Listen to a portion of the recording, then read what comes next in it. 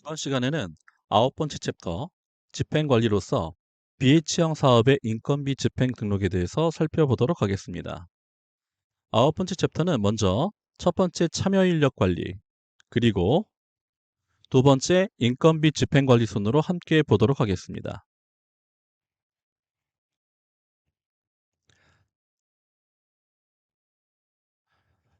이번 시간에는 인건비 집행에 대한 개념, 그리고 업무 흐름도를 보도록 하겠습니다. 선생님들께서 많이 질문하시는 내용 중에 인건비를 집행하고자 할 때 반드시 인건비 집행 기능을 사용해야만 하는가라는 질문을 많이 하시는 경우가 있습니다. 인건비 집행일지라도 무조건 인건비 집행 기능을 쓰셔야 하는 것은 아닙니다.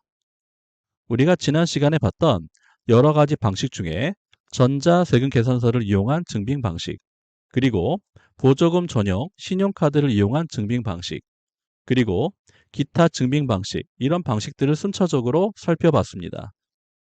인건비를 집행하실 때 기타 집행 방식을 이용하셔도 무방합니다.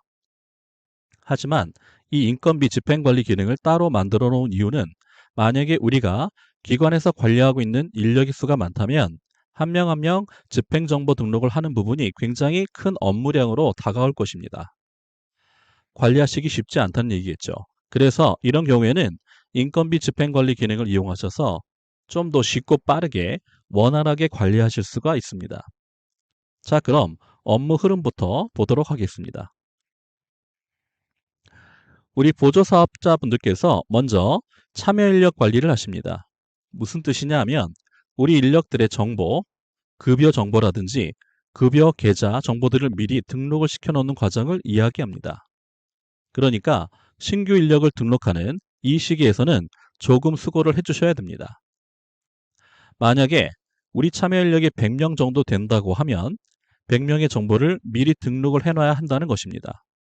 하지만 이렇게 한번 등록해 놓으셨으면 예를 들어서 월급이 나간다든지 또는 주마다 주급이 나가든지 이렇게 그때그때 급여가 나갈 때마다 새롭게 등록할 필요 없이 인력 등록을 해놨던 정보를 그대로 끌고 와서 한꺼번에 집행 등록을 할 수가 있습니다.